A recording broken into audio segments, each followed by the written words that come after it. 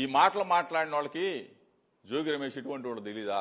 చంద్రబాబు నాయుడు చెప్పగానే, చంద్రబాబు నాయుడు స్క్రిప్ట్ రాసివ్వగానే మురిగేస్తారా? తప్పు కదా, తప్పు కదా. నా చరిత్ర మీకు తెలీదా? మీ చరిత్ర నాకు తెలీదా? నేను ముందే చెప్పా కదా, 2 రోజుల క్రితమే చెప్పా.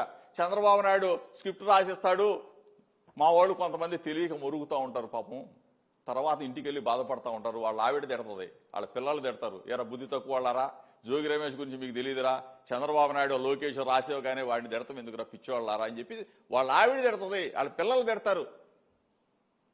నా మీద మాట్లాడినోడు ప్రతి ఒక్కడు కూడా చంద్రబాబు నాయుడు బాధలు పడలేక, లోకేష్ బాధలు పడలేక తిట్టేవాడే తప్ప గుండెల మీద చేసుకుని ఎవ్వడు కూడా ఒక్కడ కూడా జోగి రమేష్ మంచివాడు కాదు అనే మాట తెలుగుదేశం పార్టీలో, ఈవెన్ దో తెలుగుదేశం పార్టీ యావత్తు కూడా ఒక సర్వే పెట్టుకోవాలండి.